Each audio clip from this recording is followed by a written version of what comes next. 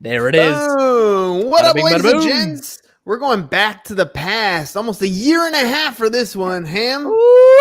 All Drop right, some all fire. you business pros. Before we jump into the show, a quick reminder to please subscribe on whichever platform it is that you're listening to us on today. Give us a like, give us a follow, subscribe, and drop a review, and help those other like-minded business owners find value from our awesome guests as we rise up in the podcast rankings. We will sincerely appreciate it, and if you want to be a guest on the show, we'd love to have you on and learn from you too. Go to www.businessbros.biz/podcast guest and schedule your time slot. And don't forget to follow us on all of our social medias at Business Bros Pod. We are so excited, so honored to bring yet another incredible guest to the Business Bros Pod. Our guest today knows that the world of sales is changing. What worked 5 years ago simply doesn't cut it today. And if you want to be on the cutting edge of sales and marketing, you will want to tune in today. Our guest has had an extremely successful sales career over the past 2 decades. As a sales coach and keynote speaker, he's won numerous awards and accolades for his expertise. His unique approach to sales includes the utilization of a proprietary tool called the Sales DNA Test. This tool has given our guest the insight he's needed to outpace 59,999 other sales agents to be the number one salesperson in 2 different industries while generating tens of millions of dollars in sales. And best of all, he gets to train thousands of salespeople to lead them to amazing success. Joining us today from Victory Selling, we're honored to have a true professional, coach, mentor, speaker, and Salesforce development expert. Welcome to the show, Steve Heroux. That's great. That's what I'm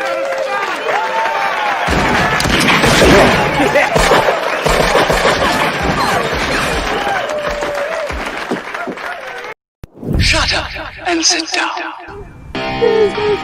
The Business Bros Podcast was created for you. Learn from the business professionals who come to share their stories. Find out what's working in business and social media, what's hot and what's not, straight from the mouths of successful entrepreneurs out there doing the real work. And now, welcome to another episode of Business Bros. Steve is back in the house. Back, Steve. I don't even have to give you the shoes off my feet this time. You remember that? Yeah, we were collecting those 365 pairs. He's like, oh, I got a pair right here, and left us the shoes he was wearing. Went home barefoot. Not went home barefoot. He had extra pairs in the car. I Of the had exact socks same on, shoe. And I had just bought shoes, so it was duly beneficial. Why not anyway? I usually used to give all my stuff to the rescue mission anyway, so I'm like, that's where it just saved me a trip. So There you go. give some more. You know. No, we totally appreciate it. We hit that goal. We did the 100 blankets, hoodies and blankets, and so we haven't done one this year. COVID kind of put a damper on a lot of what we've been doing. Speaking of what we've been up to, it was June of 2019 the last time we had Steve on the show. And back then, you were on your way to Costa Rica. Tell me a little bit about what happened to you in the last year and a half. What has life brought you? Yeah, I mean, when I came back and saw you guys, I was living full-time in Costa Rica at the time. And, running a business virtually, which is, I mean, we all dream of just living the life we want to and being able to help people and do what we want, travel the world, those kind of things. I, moved from San Diego now to Costa Rica. I still have my place there now, but wanted to run my coaching, training, sales consulting business from there.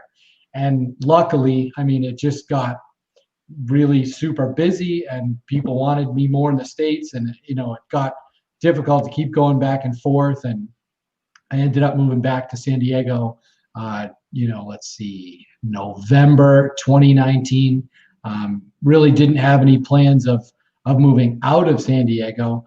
That's where I got my Greg Martin mug, still repping the 92116. Love 92116. So I had no plans of moving, and then things also got busy, got some other opportunities. So sold my place in June of this year and moved up to Vegas I'm really close to the studio now. I get to work with one of my mentors, where all my stuff now has changed, all the platform. I mean, there's so much going on, man, since I saw you last. So, well, let's remind the audience. I mean, you have this program called Victory Selling. You're a sales coach. You've been in sales for a long time. You're helping people take maybe like a zero to hero type of posture when it comes to the sales game. What has changed? What are you doing, and what has changed now that the world has changed? What have you done to adapt? I think it's kind of funny when you were doing that intro about teaching people, to stop selling the way we did 5 years ago. It was kind of along those lines of doing new things that, we can't do the same crap we did before. We can't even sell the way we did 5 weeks ago today.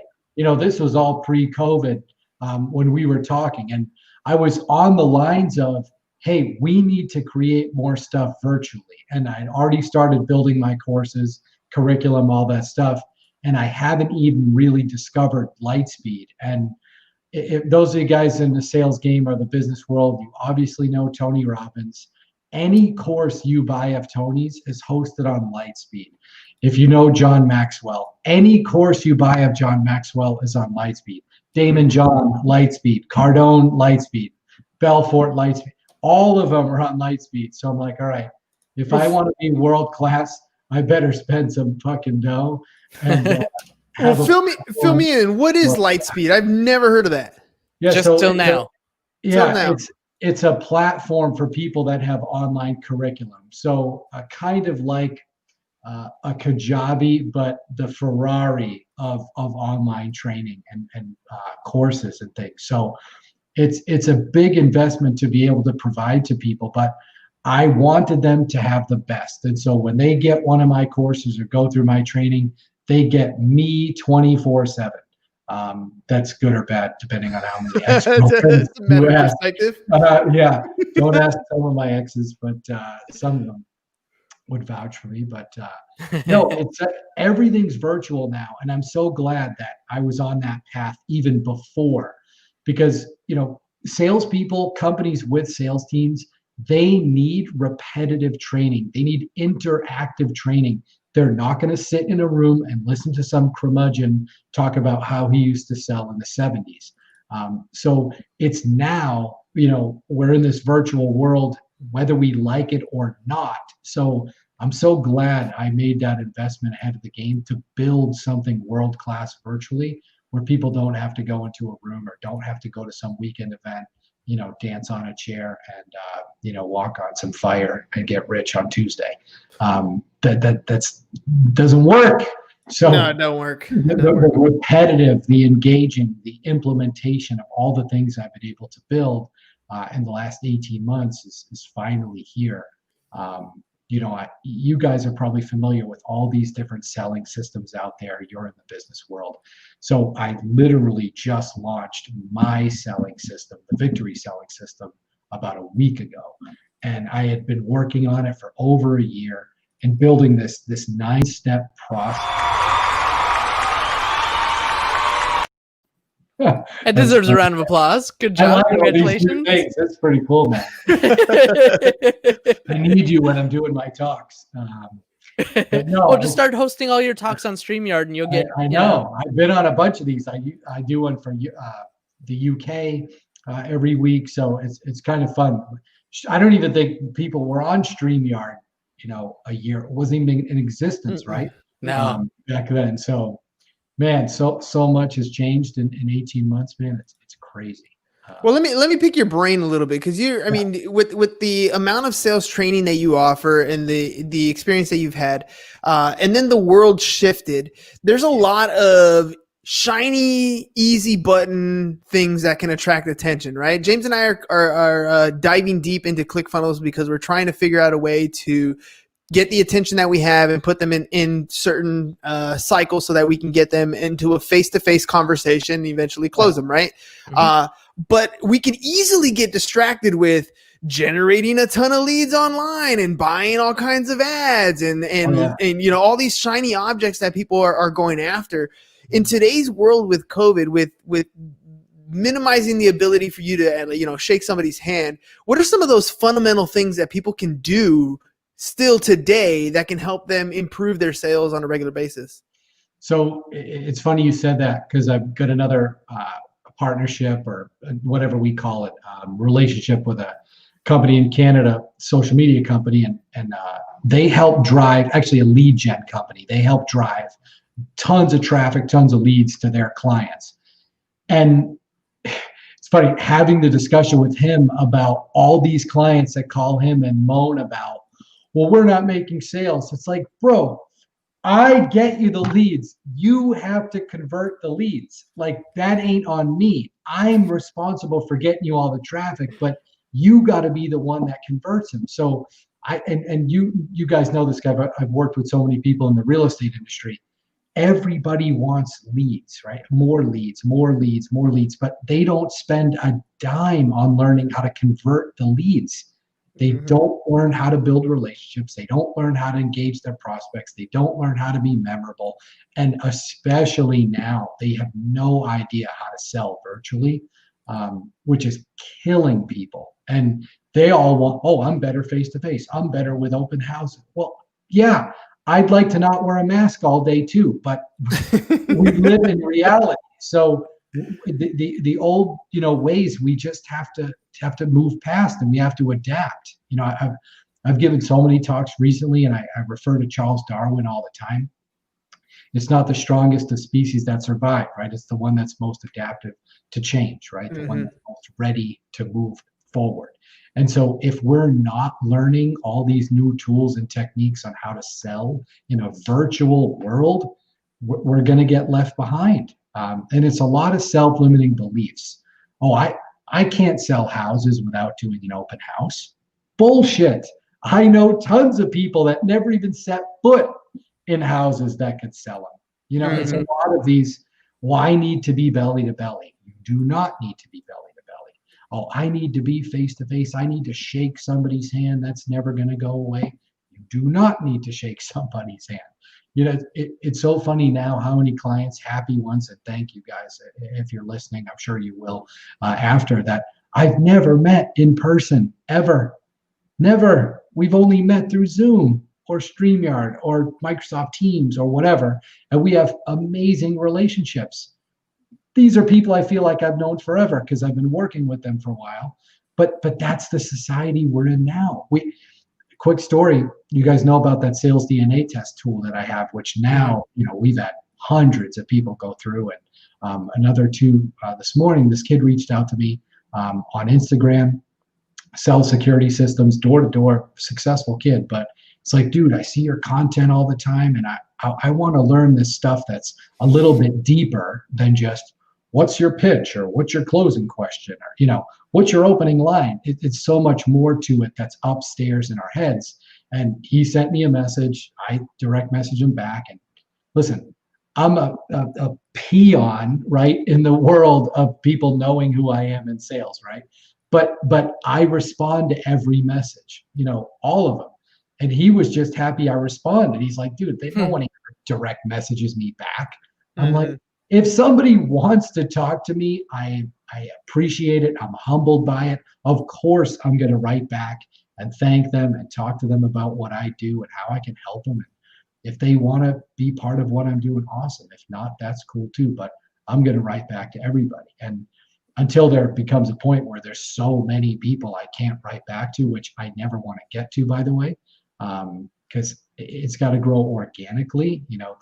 A lot of the gurus you guys see in the business world, they buy, all those followers. Those aren't true followers, right? So I want to do it the slow and ways that are through integrity. But I would have never met this guy before, right? That's the power of what we have here, with social media and these digital tools that we now have.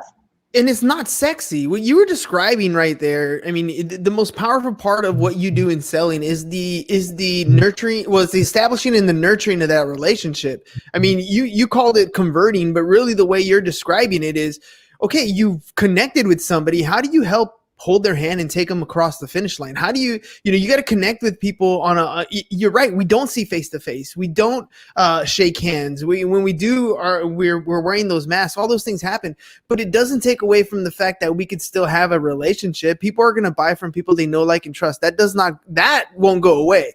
Whether they know, like, and trust and meet you physically in the real world, well, that's a whole other ballgame, but they still got to know, like, and trust you. And I think that's what you're talking about there, right? When you're talking about being able to communicate with, send a DM, answer your emails, and it's actually you versus an AI robot. Yeah. That's the power in being able to sell. They can tell, people on LinkedIn, I get comments on LinkedIn, and I try to respond to every single comment. When people share, one of my posts, I thank them for sharing it. Mm-hmm. That has created opportunities for me that I never would have realized. I started working with a marketing team maybe 6 months ago, and you kind of could see the difference. And somebody brought that up today about Instagram, and I'm doing more stories and things, and just the content changed. But I had to invest, and it is not inexpensive. And a piece of advice for you guys right now, if you want to grow your business, now is the time to not get cheap. Like, we don't cut costs during a pandemic. You have to spend more money because you need to get seen, right? You've got to create your brand, and it's not going to happen overnight. But whenever I get messages now from people like that want my help, they've gotten to know me through, right, Instagram, through LinkedIn, through the messaging I'm putting out there, because you have to have a brand. Like, who are you, and why should people want to do business with you? And since I talk about the sales DNA test a lot, and it's a tool that I wish I'd have freaking found 22 years ago when I started, now some of the stuff I talk about is around that. And so people ask about it. They're like, when you say we have a need to be liked as a salesperson, what does that mean? Or when you say, well, most salespeople are uncomfortable discussing money, in what aspect? And so you've got to tie all that in to what you have to offer. Actually, a great book I just picked up is called Hook Point. So if anybody wants to learn, I think the kid's name is Brandon, but he works with all these super high, net worth individuals and companies and things like that. But his book was recommended to me about what's your hook point? What could you say in 5 seconds that's going to get somebody to want to have another conversation with you, and tie in all your messaging and marketing all around that? So I just happened to find that sales DNA test, and I rebranded it. It's an assessment tool. It's not called the sales DNA test. I called it that because I needed to find something that would get people's attention right away. And it's like, man, we all have an individual DNA. No one shares it, right? It's the same thing in our minds. We all sell a certain way, and there's things that hold us back. And if we never find out what they are, we're never going to reach our full potential, no matter who gives you the magic script or the foolproof listing presentation, for you realtors out there, right? Come to my event, you'll get it all, right? It's not real, right? It doesn't work that way. I like how you call it the DNA test, and that whole idea of it's your unique way. Because I'm over the years I start to kind of, well, first of all, I change over the years as personality wise, right, as you get older. Oh, yeah. But some of the things stay the same, right? James and I are very much givers. My mom, my dad very much instilled that in us, and we're still like that today. And I always try to find a way to give away as much free stuff as I possibly can. And James always tries to find a way to give away as much money as he possibly can. And in the business world, it's not always the most beneficial aspect of your business. You want to keep as much money as possible, not give it away. You want to sell everything you have, not give it away. But it's been starting to work for us a little bit better. And for me, it's like, I want to be that person that when you connect with me, I've given you more in value than you've given me in time. And we want that to be that MO for our podcast. We want that to be the MO for our business. And we want that to be the reason why you turn around and you know, you build an insurance agency with us. We help you add insurance into your business, or you send us the insurance along the way, because that's how we operate. You were on the podcast, you know, way back in June, you know, a year and a half ago. You recently got all the stuff that we're doing now. Now, when you book as a guest on our show, we give you all kinds of stuff in advance to try to help give you the exposure that you're looking for. And all these things are a testimony as to the type of business that we want to operate. What do you think of that? You know, being the second guest and now where we are today compared to where we were before.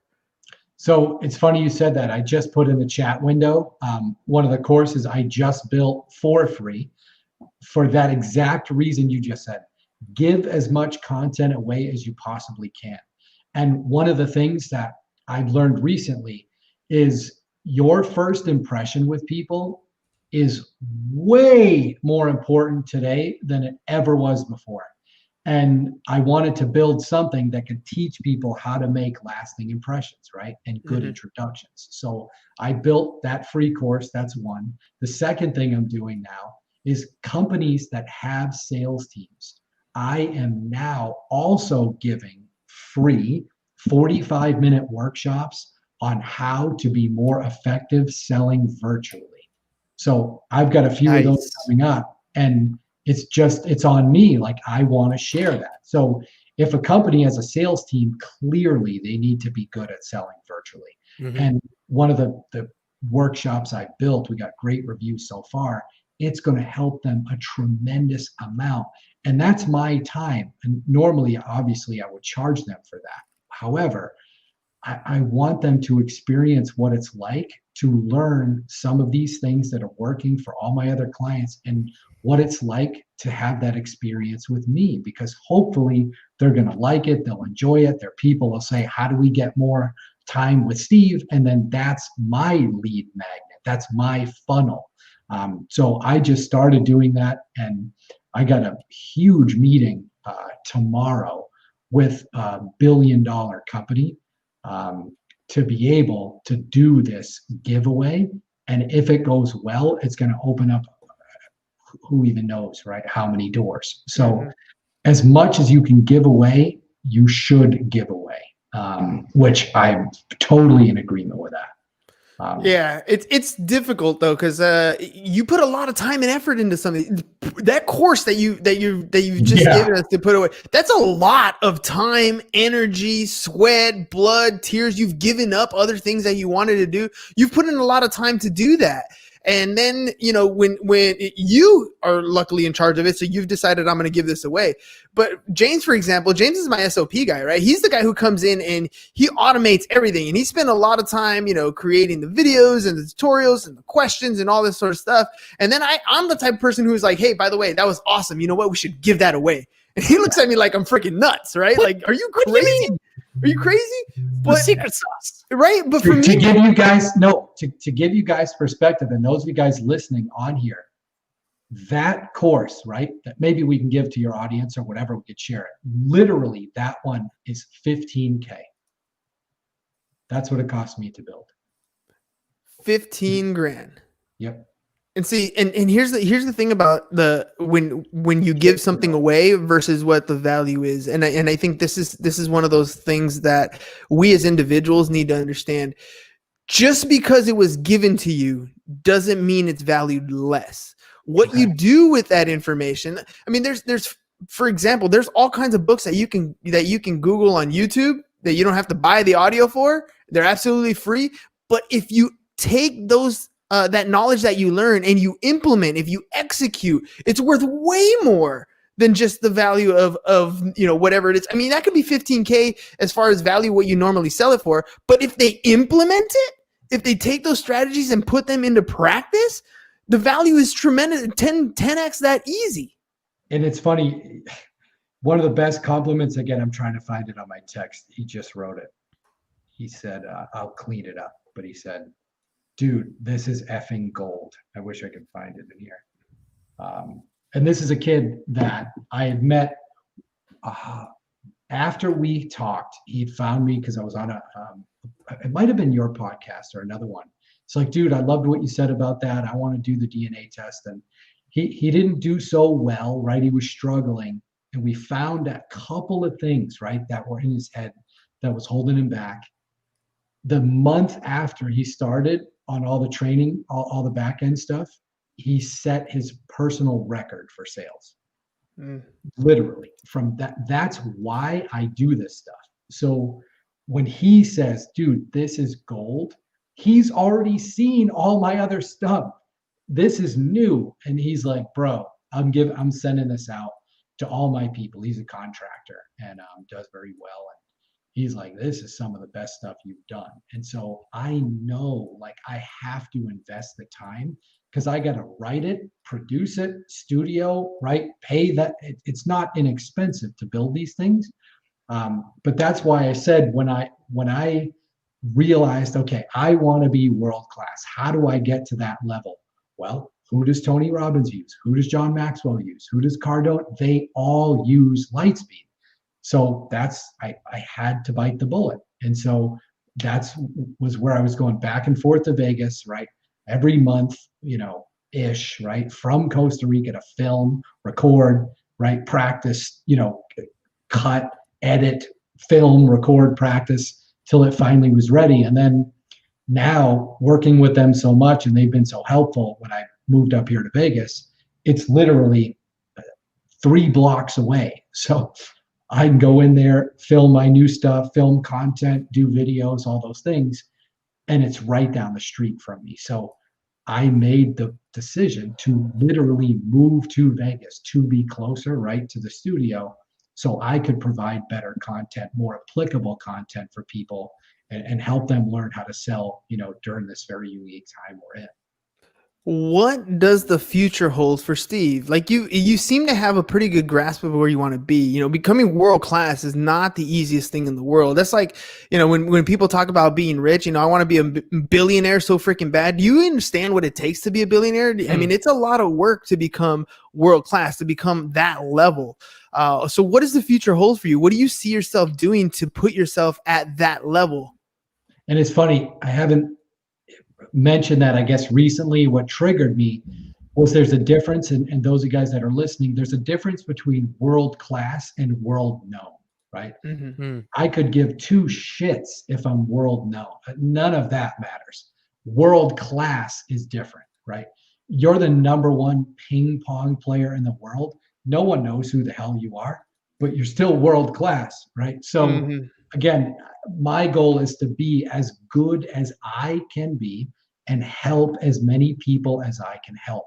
And I think I had not done lab coat agents when I was on your podcast last, but I spoke at one of those events. And one of my closing statements was, we're all going to die. And on our headstones at the graveyard, typically, it says, born this date, died this date, and some, thing your mom puts on the headstone, right? Hopefully not. Son, hopefully it's not mom. Not mom. He's gone. But beloved son, beloved husband, whatever they put on it, right? And I said to the audience, I said, hey guys, what if there was nothing on your gravestone? Nothing, just one number. And that number was the amount of lives that you have positively impacted during your time on earth. If that was the only number people could see, would you live every day differently? Because I know a lot of people and their only number that would be on there would be this one. So it's my goal is not money, couldn't care less about money. None of that stuff matters. How many lives can I impact, right, while I'm here? And so that's the whole point of what I'm doing now. Since we spoke, I got approved as a Vistage speaker. So that's was a big deal to me because now I get to impact a lot more people on the corporate level by doing my talks and bringing my value to CEOs, right? It's a huge worldwide organization. And now, right, they get to book me to go help CEOs figure this sales thing out. So, that was a big change. Just got that a couple of months ago. So, it's another kind of good thing about the future for those of you guys that are listening. I'm booking stuff for 2021. I mean, like way out. So we need to be able to understand, guys, that this like close everybody that comes within 3 feet of you, and I need instant results, and that's you can't operate like that. I just booked one for December 15th of 2021, like a year and 2 months away, because we've got to plan accordingly, right, for the future. We can't have it all now. The wham bam thank you ma'am sales style, it's not a good thing, guys. We've got to make sure we're figuring out what is the next 12 months, what does the next 18 months look like, not just what's tomorrow going to look like. So definitely in that sense. Always Nate some powerful stuff, dude. Always some powerful real quick. Nate sent me this really cool video. It was a TikTok, and two of the things that you said made me like think of this video. So the guy talks about ABC. He's like, oh yeah, always be closing, right? He says, no, always be contributing. And so having that shifted mindset, and then, you talking about, how many people did you positively impact? I've got written on my whiteboard over there, how many people have I helped today? Like, that's the only KPI that matters. So yeah, I just, whoever said that too, whoever said that's right on. So I've always be connecting was always mine, right? Just try to connect other people, just like Hernan, I was telling you about Greg, right? Like, how can I get Greg some more help? He was did such an amazing job on my place. I'm like, who else can I connect him to, right? When we do go back to networking and events and the things that we're going to get back to soon, are you there to connect others, or are you there to try to drum up business and, sprinkle your business card around? Nice. So, my thing, my ABC, right? Because I cannot stand always be closing is always be connecting, right? And it's great that you mentioned that. So props to whoever said that. No coffee for you. Coffee are for closers, apparently, I guess. Yeah, the way that movie works. Yeah, no, I get in fights about that too. I'm like, okay, you guys have seen it. If you haven't seen Glengarry Glen Ross, and Alec Baldwin's character Blake is the biggest asshole on the planet. Mm-hmm. You want to work for a dude like that? You want to be berated and talked down to and have somebody that's that condescending? Like, is that cool? For years. Am I missing something? Like, we talk about that all the time, and I shouldn't say this. Whatever, I don't give a shit. So the most famous sales movie recently, right? Which will remain nameless, but the guy went to federal prison. So I was on that particular podcast with that guy. He was on the podcast right before I was. And so Brad is like, hey, your buddy's coming in today. I go, oh my God, Cardone's coming in. He goes, no, the other one. I go, two? You get two of these guys at one? He goes, he wants to meet you. He's in the green room. I go, fucking, I'm not meeting him. You don't want to meet him? I go, no. He robbed hundreds of families. He bankrupted people willingly, stole money from them, still hasn't paid the money back. No, I don't want to meet him. And guess what he does for a living? Teaches sales. Like, what, is it me? Am I on the wrong planet? Like, what? Well, sales, it's because sales can be, there's an ethical part of it, right? You're convincing someone. To some people, right? And you've got people, and listen, look, guys and gals, follow whoever the hell you want, right? I'm not going to learn sales from somebody who robbed people for a living, okay? I'm not going to take relationship advice from OJ. I am not going to take financial advice from Bernie Madoff. Like, what? It drives me up a wall. And listen, you don't have to do anything I say either, but I can sleep at night. I can rest my head on the pillow, and I know that I do things the right way, and I try to act as honestly as I can, whether or not it hurts somebody. Like, I have to give people the results of their sales DNA tests, and sometimes the results aren't pretty, right? Because we uncover all these things that people struggle with that they probably know, but they don't want to know, but they do want to know. And I'm just the messenger, but you've got to tell the truth, guys, at all times. And if it results in not making a sale, then so be it. There's more to life than fucking sales. And I teach it. We're not like Venus flytraps of like, oh, let's get this, let's get that one. You know, sometimes it's not the right fit, and you have to be okay not selling something to somebody. And that's just the way it is. I don't believe in this. Oh, close anybody anytime with my 3-step method. Why would you want to be that person? Yeah. I told you that. Did I tell you that James knows because he helps me get in fights. But somebody said something like, "Oh, my dad was so good; he could sell ice to an Eskimo, right?" And I wasn't talking about the dad, right? But I said, selling ice to an Eskimo doesn't make you a good salesperson. I said, "Do you know what it makes you?" And she goes, "What?" I go, "An asshole." Why would you sell something to somebody they can get for free? That's not good, right? Do you have a soul? I mean, do you have a conscience? So there's a point, guys, where we just don't sell something to someone because they want to buy it. Is it going to help them? Is it going to improve their life? Is it going to make them more money? Is it going to help them be a better dad, better mom, better parent, wife, spouse, whatever? That's what sales is about. It's not about just filling your bank account, and always be closing, not what it's about. All right, so I'm curious. I'm gonna ask this last question because we're running low on time here. But who did you look up to for sales training and for mentorship, or for that you thought was ethical and giving you the foundational skills that you needed? The very first one was Tom Hopkins. That was the very first live event I ever went to. And I had no money, zero money, and it was $1,200, and I was 19 years old. So I got a credit card, put it all on that. I was like, oh my God, I cannot believe I'm doing this. My parents told me I was crazy. That was in the Cutco knife days. And because of some of the stuff he taught me, still today, I was able to make it to #1 in Cutco, literally with some of the stuff he told me. And I was still in college, right? That was my senior year. And you guys probably know Eric, right? My buddy Eric Gilman. Oh yeah, yep. Leader of our 5 a.m. club. I think I might have introduced you guys. I'm 90% sure I did on my last podcast. I think you did. But Eric, he's blown away all my numbers, right? But the guys like him, that are full of life, and you think he gives a shit if he sells a knife? No, he wants to help people, right? What he does with Haiti and those kids down there.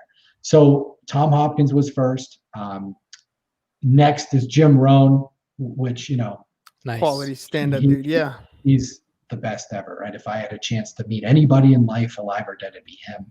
And then probably Simon, Simon Sinek's probably the third. Tom Bilyeu is another one. If you guys don't know Tom. Yep. He's got his show. Unbelievable guy. Started Quest, and I saw him speak live. And this is a thing I will never forget. He was out in the hallway, and it was so cool. I got to see him, Les Brown, Mel Robbins, Keith Ferrazzi, all in one day. And he was out in the hallway, and he said, "Hey guys, if you have questions, come out, say hi, and I'm going to stay." He literally stayed for probably 2 hours and answered every question until people left. And I learned that from him. So whenever I do live talks or keynotes or whatever, I learned that from him. Like, I'll stay until midnight if people want to ask questions.